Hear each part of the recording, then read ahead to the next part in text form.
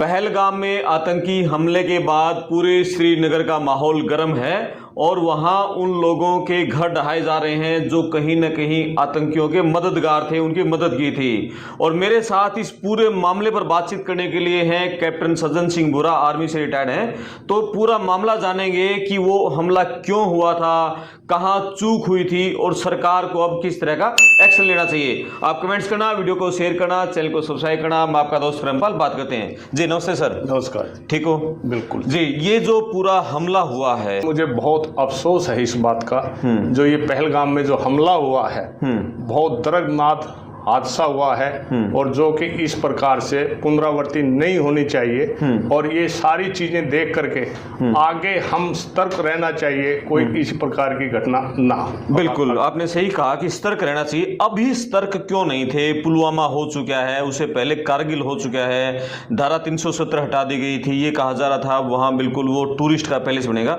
तो ये हमला हुआ क्यों? यही एक सबसे बड़ा सवाल है। कहां चूक मानते हैं आप? देखिए, इसमें एक चीज आती है, मेरा अपना ओपिनियन है, मेरा अपना निजी विचार है। सबसे पहले तो ये जुलाई फर्स्ट वीक से 3 जुलाई से वहां यात्रा शुरू होती है। उस समय हमारे दोनों तरफ सेना है या फोर्सेज हैं वो तैनात की जाती हैं।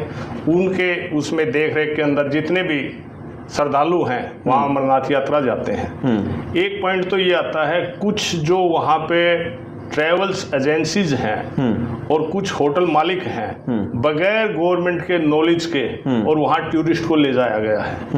ये एक चीज पॉइंट आता है, गवर्नमेंट के नॉलेज में ये बात नहीं थी जो मेरी जानकारी में आई है। नंबर 2, वहाँ जो फोर्सेज डिफेंस रहती थी वो काफी कम कर दी गई, मतलब हटाई दी गई है। ये भी दूसरा एक कारण होता है जी। बाकी अभी तक जितने भी ये उग्रवादी हैं इनकी इतनी हिम्मत नहीं है फौज के उसमें इलाके में आकर के कोई इस प्रकार की कार्रवाई कर सके।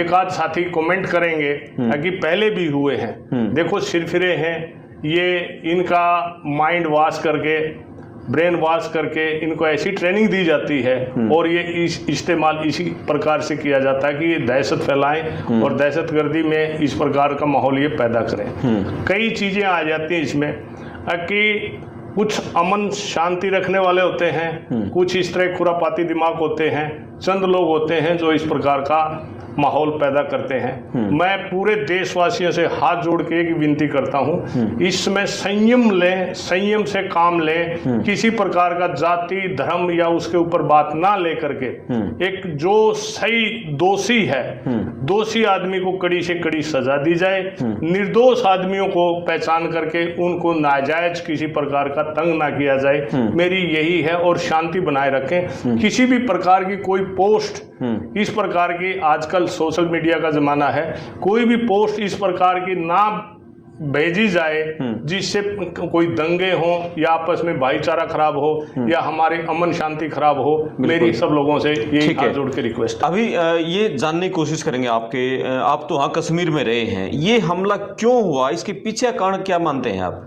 देखिए, हमला ये बात आज से नहीं है। जब से भारत देश आज़ाद हुआ, भारत पाकिस्तान जो अलग अलग हुए हैं, 2 मुल्क हुए हैं, उस समय से ही ये श्रीनगर पीओके ये सिस्टम चलता आ रहा है। ये प्रॉब्लम चलती आ रही है, ये चलती आ रही थी। लेकिन इस बार जब प्रधानमंत्री बाहर थे, सऊदी अरब में थे, अमेरिका के राष्ट्रपति यहाँ आए हुए थे और वहाँ खूब सैलानी जा रहे थे, धारा 370 हट गई थी और जिस तरह से पहली बार पर्यटकों को चुन चुन कर मारा और उनका धर्म पूछ कर मारा, इसके पीछे की क्या आप मानते हैं? देखिए, एक चीज मैं कहना चाहूंगा, जो दहशतगर्द होते हैं उनका कोई धर्म नहीं होता, ना कोई उनका ईमान होता है। ठीक है, तो ये तो इनका तो मकसद ये है, इनको इस ढंग से ट्रेंड किया जाता है वहाँ ट्रेनिंग दे करके कि भाई जाओ तुम दहशत फैलाओ। जहाँ भीड़ भाड़ वाला इलाका है वहाँ पे आप हैंड ग्रेनेड है या फायरिंग करके इस तरह से बोला। उनको तो सिर्फ इतना ही है, उससे ज्यादा उनका दिमाग नहीं है और ना उनका दिमाग ऐसा काम करता है। लेकिन मैं अंदरूनी आर्मी की कोई ऐसी बात कहना नहीं चाहूंगा। कुछ बंदे हैं सरेंडर उग्रवादी होते हैं, लेकिन वो बहुत अच्छा फौज के अंदर आकर के बहुत अच्छा काम कर रहे हैं, क्योंकि वहां लास्ट में ये हो जाता है कि उनको कोई रास्ता नजर नहीं आता है। तो बंदा जो भी है उसको सुधार का काम किया जाए और इस प्रकार की जो हत्याएं हैं वो ना की जाएं, वो रोकी जानी चाहिए। एक मानवता के खिलाफ है और देश के खिलाफ है ये चीज। बिल्कुल। आर्मी की कमी का एक बहुत बड़ा मुद्दा उठ है कि आर्मी की जो कमी है, जो जवानों की कमी है, उसके चलते हुआ यदि वहाँ आर्मी पर्याप्त मात्रा में होती और जवानों की रेगुलर भर्तियां होती तो शायद इस तरह के ये हमला नहीं हो पाता। देखिए, एक चीज मैं कहना चाहूंगा आपको, आपने बिल्कुल सही सवाल किया ये कि आर्मी की जो भर्ती है, आर्मी सेना की जो भर्ती है, जो ये अग्निवीर योजना चलाई गई है मात्र 4 साल के लिए है। 4 साल में उसकी 1 साल छुट्टी हो जाती है, ट्रेनिंग हो जाती है, कितने दिन आप ट्रेनिंग देंगे, और उसको ये पता है कि मैंने 4 साल के बाद यहाँ से आउट होना है। वो उसके अंदर डेडिकेशन जो होना चाहिए, उसको ये पता मैंने यहाँ से आउट होना है, तो वो बंदा इतना सही लगन से काम नहीं कर पाएगा।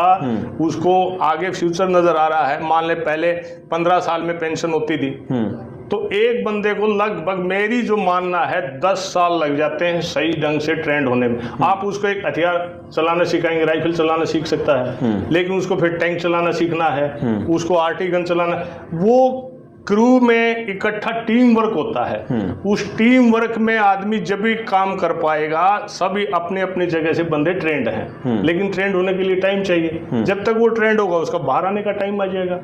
और नेचुरल है, जो डेफिशिएंसी है किसी भी चीज की है तो वो घातक सिद्ध होती है। मैं यही रिक्वेस्ट करूंगा कि जितनी प्रॉपर स्ट्रेंथ होनी चाहिए इलाके में, उसी हिसाब से वो डिप्लॉय होना चाहिए ताकि हम सुरक्षित रह सकें। बिल्कुल। और श्रीनगर जैसे इलाके में इतना मतलब कॉन्फिडेंस क्यों था कि पहलगाम जैसे इलाके में जहाँ इतनी बड़ी संख्या में पर्यटक थे, वहाँ से आर्मी क्यों हटाएगी? इसके पीछे कुछ कारण मानते हैं आप?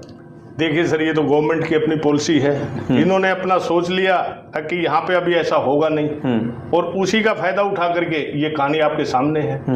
जहाँ पर भी हम थोड़ा ये है सतर्क रहना चाहिए, जो सेंसिटिव इलाके हैं, सेंसिटिव इलाके में ये मत सोचो कि भाई हम यहाँ पे अभी ठीक ठाक हैं, लेकिन नजर रखी जानी चाहिए। बिल्कुल एकदम निश्चिंत नहीं हो जाना चाहिए कि भाई यहाँ कुछ नहीं होगा, कुछ भी हो सकता है। आगे इस चीज के लिए अलर्ट रहना चाहिए। लेकिन कुछ बंदे अपने यहाँ जो हैं, उनसे भी मेरे को इसमें क्या कहूँ अभी मैं कि कुछ सपोर्ट उन बंदों को मिलती है। देखिए, वहां बेचारे कुछ तो मजबूर है बंदे, ये आते हैं, उनके अंदर घरों में घुसते हैं, गलत काम करते हैं, खाते पीते, वो डर के मारे बेचारे नहीं बोल पाते हैं। तो वहाँ की जो सिचुएशन है, इसको संभाला जाए, देखा जाए। और लगी हुई है हमारी सेना। देखो, मैं किसी भी पार्टी या सरकार के पक्ष या विपक्ष की बात नहीं कहूंगा, देश हित में हम बात करेंगे, देश सर्वोपरि है। और यहाँ दूसरी बात और एक चीज कहूंगा, हर आदमी एक सैनिक वाला जज्बा होना चाहिए। वहां पे जो टूरिस्ट थे इकट्ठे होकर के अगर वो प्लानिंग होती उनकी, तो शायद वो अपने उसमें कामयाब नहीं हो पाते। बहुत फर्क रहता है इस बात। यानी इकट्ठे, यदि 4-5 इकट्ठे उन पे हमला बोल देते तो नेचुरल है। 2 हाथ उनके हैं, 2 उनके भी हैं। लेकिन सिर्फ ये क्या है, मैं ये चीज कहूंगा, यूनिटी की कमी रही है, आपस में कोऑपरेशन की कमी रही है। और दूसरा ये चूक रही है। अब एक बात बताओ, ये उग्रवादी आ कहाँ से रहे हैं, पनप कहाँ से रहे हैं, उसको जड़ को खत्म किया जाए ना। कहाँ है जड़? क्या मानते हैं, जड़ कहाँ है? जड़ तो अभी वही है, वो कोई भी हमला को पाकिस्तान का नाम ले देता, पाकिस्तान उसका नाम ले देती है। अभी सीधी बात यही है, ट्रेंड वहां से होकर के आते हैं, पाकिस्तान से। ट्रेंड तो वहीं से होकर के आते हैं जी, तो पाकिस्तान से ट्रेंड होकर के आते हैं, जो जहां तक मेरी अपनी जानकारी है।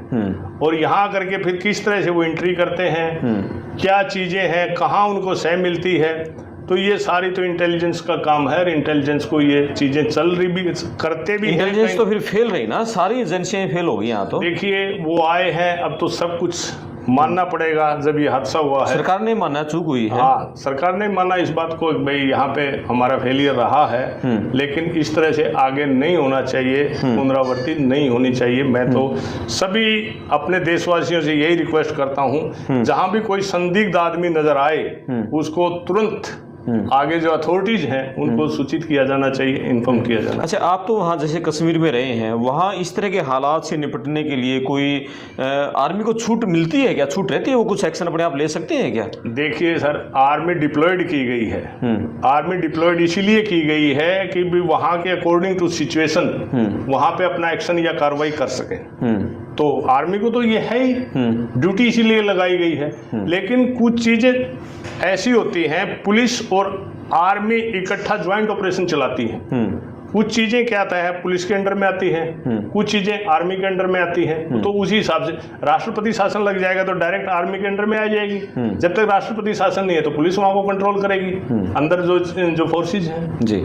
अगर मान लीजिए राष्ट्रपति शासन नहीं है तो डायरेक्ट आर्मी कैसे करेगी? ठीक है। अच्छा, यहाँ एक सवाल है, पहाड़ी इलाका है, हर समय मौत के साए में रहना है, वहाँ फौजियों के लिए किस तरह की सुविधाएं हैं? फौजियों के लिए किस तरह का कार्य है वहाँ पर? देखिए, एक चीज है, फौजियों के लिए तो फौजी तो जिस दिन भर्ती होता है सिर पे कफन बांध के घर से निकलता है, इसमें कोई दो राय नहीं है। या तो मैं तिरंगा फहरा के आऊंगा या मैं तिरंगे में लिपट के आऊंगा, तीसरा तो कोई ऑप्शन है ही नहीं। ठीक है, जब आमने सामने की कोई भी बात होती है, फर्स्ट में जो अटैक करेगा वो विनर रहेगा, जो थोड़ा ढीला होगा वो मरेगा। ये तो पता ही, सबको पता है। आपके हाथ में हथियार है, मेरे हाथ में हथियार है, जो पहले चलाएगा वही जीतेगा, सीधी बात है। और सरकार की तरफ से तो कोई कमी नहीं रहती है जी, सरकार की तरफ से। लेकिन एक चीज है नहीं, आपकी बुद्धि और विवेक उसमें सिचुएशन को कैसे हैंडल करता है। आप क्विक एक्शन रिएक्शन किस प्रकार का होता है, सिचुएशन क्या होती है, उसके ऊपर डिपेंड। कितना और आर्मी डिप्लॉयड करने की जरूरत है वहां पर अभी? देखिए, अभी एक चीज मैं कहूँ आपको, अब एट प्रेजेंट मैं नहीं कह सकता क्या स्ट्रेंथ है क्या नहीं है, इसके चीज के बारे में मैं नहीं कह सकता। लेकिन गवर्नमेंट है, अच्छी कार्रवाई कर रही है अभी और सारी चीजें। और अभी हमें किसी प्रकार की कोई भी चीज ऐसी नहीं कहनी चाहिए कि जो हमारे देश के खिलाफ या हमारी उसके सुरक्षा में चूक हो। कुछ भी हमारी प्लानिंग होती है, कोई भी होती है, और मैं हाथ जोड़ के ये रिक्वेस्ट करूंगा, कहीं पर भी कोई मूवमेंट है या कोई इस प्रकार का है वो डिस्क्लोज ना किया जाए और शेयर ना किया जाए, क्योंकि हमारे वो जो इरादे हैं वो हम उसमें नहीं। ये एक चीज़ है, अभी पिछले कुछ समय से एक आतंकियों ने कुछ अपना प्लान बदला था, जम्मू के इलाके में, कठुआ इलाके में उन्होंने पीछे मतलब हमले किए थे, वहाँ कुछ उन्होंने आतंकी घटना की थी, अंजाम दिया था। और उसके बावजूद भी फिर भी मतलब वहाँ मतलब आर्मी नहीं रखी गई, कम रखेगी, ये सवाल तो है, लोग चर्चाएं कर रहे हैं इसके बारे में। देखिए, एक चीज बताऊंगा, लोग तो चर्चा करेंगे और दुख की घड़ी है और करनी भी चाहिए और आगे ऐसा होना नहीं चाहिए। लेकिन लोग चर्चाएं कर रहे हैं, वहां की वास्तविकता क्या है उसके बारे में तो जानकारी नहीं है।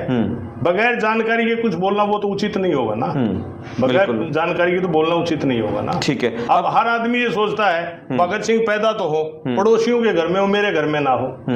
अरे भाई, हर आदमी को एक सैनिक भावना के साथ काम करें, कहीं पर भी किसी प्रकार की। अब गवर्नमेंट ही सारा सब कुछ करेगी रे, आप भी तो कुछ करोगे, आप भी तो इस देश के नागरिक हो, सबका फर्ज बनता है ये। शायद मेरी अपनी सोच ये सही है या गलत है वो तो आप लोग क्या मानना है? पूरा हमले के बाद जिस तरह सरकार एक्शन उठा रही है, क्या सही काम करना चाहिए सरकार को कि दोबारा पाकिस्तान इस तरह की हिमाकत ना कर पाए? देखिए, हमारे बहुत बड़े एक्सपर्ट बैठे हैं और इस चीज के ऊपर एनालिसिस चलता रहता है और कर रहे हैं, और वो अपनी कार्रवाई सूझबूझ से सही करेंगे, इस चीज का हमें भरोसा है। और सैनिक हैं, सैनिकों को तो अपना कर्म करना एक सैनिक धर्म है और वो निभाना चाहिए। और सरकार है अपने लगी हुई है और अच्छा ही होगा, और आगे से ऐसी कोशिश की जाएगी कि ना हो। बिल्कुल। और कोई बात आप कहना चाहो? बस मैं तो आप लोगों का बहुत बहुत धन्यवाद करता हूँ जो आपने मेरे को यहाँ बुलाया और ये टाइम दिया। और मैं दिल से जितने भी हमारे बंदे वहाँ शहीद हुए हैं, वो गए हैं, उनकी आत्मा को श्रद्धांजलि अर्पित करता हूं और उनके परिवारों को ये दुख सहन करने की शक्ति प्रदान करे। इसी के साथ मैं अपनी वाणी को यहीं विराम देता हूं। जी, जय हिंद, जय भारत। जी, बहुत धन्यवाद आपका। और ये थे कैप्टन सज्जन सिंह बोरा जी, और आर्मी से रिटायर्ड हैं, जम्मू कश्मीर में सेवाएं इन्होंने दी हैं, और उन्होंने बताया कि किस तरह का माहौल वहाँ पर है। और चूक मानी है कि कहीं ना कहीं एक चूक हुई है हमारी इंटेलिजेंस एजेंसियों की, और वहाँ आर्मी की तैनाती यदि पूरी तरह से होती तो शायद ये घटना नहीं देखने को मिलती। लेकिन कुछ एक जो लोकल लोग हैं उनकी सहायता जरूर इसमें ली गई है, लेकिन कई बार वो भी आतंकियों के सामने मजबूर हो जाते हैं जिस तरह से वहाँ आक्रमण किए जाते हैं। कुल मिलाकर यह है कि वहाँ आर्मी की जो तैनाती में कमी है, शायद उसी के चलते इस घटना को अंजाम दिया गया। आप अपने कमेंट्स करना, वीडियो को शेयर करना, चैनल सब्सक्राइब करना। मैं आपका दोस्त करमपाल, धन्यवाद। धन्यवाद सर, नमस्कार। थैंक यू, नमस्कार। नमस्कार।